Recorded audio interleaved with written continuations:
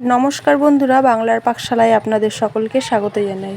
আজকে আমি দোকানের মতো খুব সহজেই কিভাবে বাড়িতে পারফেক্ট গোলাপজাম মিষ্টি তৈরি করা যায় তারই রেসিপি আপনাদের সঙ্গে শেয়ার করব। এই মিষ্টি খেতে যতটা সুস্বাদু হয় আর বাড়িতে বানানো খুব সহজ। তো চলুন দেখে নেওয়া যাক আমার আজকের রেসিপিটি। এই গোলাপজাম মিষ্টি বানানোর জন্য প্রথমেই আমি কড়াইয়ে 1 লিটার লিকুইড দুধ নিয়ে নিয়েছি আর গ্যাসের ফ্লেমটা হাইতে রেখে দুধটাকে ফুটিয়ে নেব। এই দুধটাকে ফোটানোর সময় কন্টিনিউ নাড়িয়ে যেতে হবে, তা না হলে কড়াইয়ের নিচে লেগে যেতে পারে। দুধটা ভালোভাবে ফুটে গেছে। এখন এই দুধটাকে ছানা কাটানোর জন্য এখানে আমি 1 কাপ মতন টক দই নিয়েছি। আপনারা এখানে লেবুর রস বা ভিনিগার দিয়েও ছানা কাটিয়ে নিতে পারেন।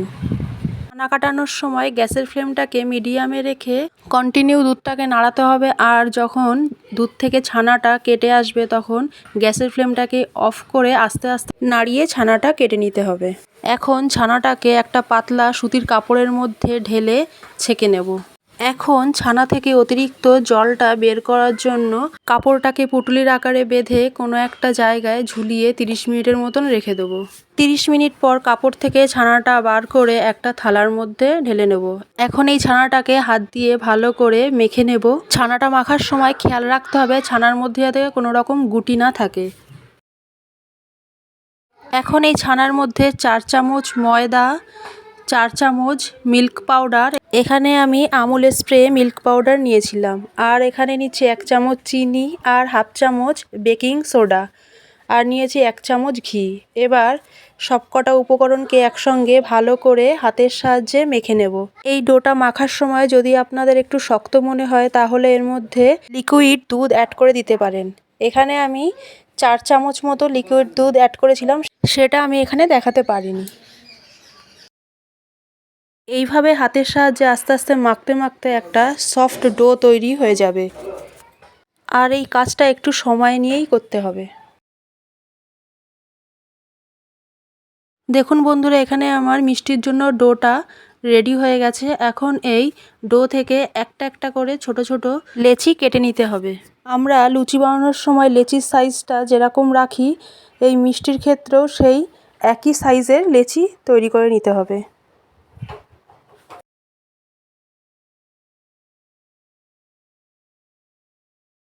দেখুন বন্ধুরা, এখানে আমার সব লেচি কাটা হয়ে গেছে। এখন এই লেচিগুলোকে হাতের সাহায্যে গোল গোল করে ক্র্যাক ফ্রি শেপ দিয়ে নেব। এখন এই মিষ্টিগুলোকে ভাজার জন্য পরিমাণ মতো সাদা তেল দিয়ে দেবো। এখন গ্যাসের ফ্লেমটাকে হাইতে রেখে তেলটাকে একটু হালকা গরম করে নিয়ে গ্যাসের ফ্লেমটা এবারে লো করে নিয়ে একে একে মিষ্টিগুলো তেলের মধ্যে ছেড়ে দেবো। মিষ্টিগুলো তেলের মধ্যে ছাড়া দেখে বোঝাই যাচ্ছে যে এখানে তেলটা খুব একটা বেশি গরম নেই। এখানে গ্যাসের ফ্লেমটা লোতে রেখেই মিষ্টিগুলোকে আস্তে আস্তে ভাজতে হবে। মিষ্টিগুলো তেলের মধ্যে দেওয়ার 1 মিনিট পরে একটা ছোট চামচের সাহায্যে প্রত্যেক কটা মিষ্টি আস্তে আস্তে উল্টে দিতে হবে। এখন মিষ্টিগুলো এখানে আস্তে আস্তে ভাজা হতে থাক। অন্যদিকে আমি মিষ্টির জন্য চিনির শিরা তৈরি করে নেব। তার জন্য একটা বাটিতে 2 কাপ চিনি দিয়ে দেবো, আর তার সঙ্গে ওই একই কাপের মাপে 2 কাপ জল দিয়ে চিনির শিরাটাকে ভালোভাবে ফুটিয়ে নেব। এদিকে আমি আবার মিষ্টিগুলোকে আস্তে আস্তে ছোট চামচের সাহায্যে নাড়িয়ে ভালো করে ভেজে নিচ্ছি। মিষ্টিগুলোকে এভাবেই নাড়িয়ে চারিপাশ ভালো করে ভেজে নিতে হবে। এদিকে চিনির শিরাটা ভালো করে ফুটে উঠেছে। ওই চিনির শিরার মধ্যে এখানে আমি 1 চামচ মতো লেবুর রস দিয়ে ভালো করে ফুটিয়ে নিতে হবে। এখানে এই মিষ্টির জন্য কোনো ঘন তারযুক্ত শিরার প্রয়োজন নেই, একটা পাতলা শিরা এখানে রেডি করতে হবে। এখন ওই চিনির শিরার মধ্যে 1 চামচ গোলাপ জল আর 4-5টা এলাচের মুখ ফাটিয়ে এই শিরার মধ্যে দিয়ে দেবো। এখন গ্যাসের ফ্লেমটা লোতে রেখে চিনির শিরাটা রেখে দেবো। এখন মিষ্টির চারিপাশ চামচের সাহায্যে ভালোভাবে নাড়িয়ে নাড়িয়ে লাল করে ভেজে নেব। মিষ্টিগুলো এখন ভালোভাবে ভাজা হয়ে গেছে। এখন মিষ্টিগুলোকে ভালোভাবে তেল ঝরিয়ে অন্য একটি পাত্রে তুলে নেব।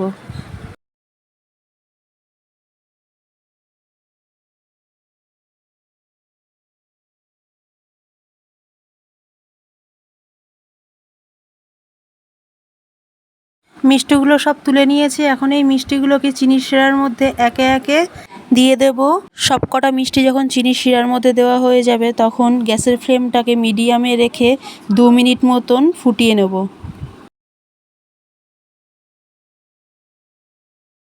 দেখুন চিনির শিরার মধ্যে মিষ্টিগুলো দেওয়ার পর মিষ্টিগুলো কি সুন্দর ফুলে গেছে। এখন গ্যাসের ফ্লেমটা অফ করে স্ট্যান্ডিং টাইমে মিষ্টিগুলোকে 30 মিনিট মতন ঢেকে রেখে দেবো। 30 মিনিট পর ঢাকনাটা খোলার পর দেখুন মিষ্টিগুলো কি সুন্দর চিনির শিরাগুলো অ্যাবজর্ব করে নিয়েছে আর মিষ্টিগুলো কতটা ফুলে গেছে। দেখুন মিষ্টিগুলো কি সুন্দর নরম আর জুসি হয়েছে। এখন মিষ্টিগুলোকে অন্য একটি পাত্রে তুলে আমি একটা মিষ্টি কেটে দেখিয়ে দেবো ভেতরটা কি সুন্দর সফট হয়েছে। দেখুন মিষ্টির ভেতরটাও কতটা সফট হয়েছে।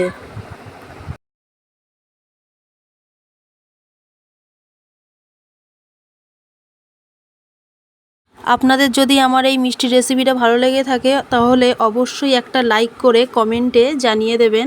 আপনারা যদি আমার চ্যানেলে নতুন হয়ে থাকেন তবে চ্যানেলটাকে সাবস্ক্রাইব করে দেবেন আর আমার চ্যানেলের নতুন নতুন রান্নার নোটিফিকেশান পাওয়ার জন্যে পাশে থাকা বেল আইকনটি প্রেস করে আমার পাশে থাকার অনুরোধ রইল। আজকের মতো এই পর্যন্তই, আবার দেখা হবে নতুন একটি রেসিপির সঙ্গে।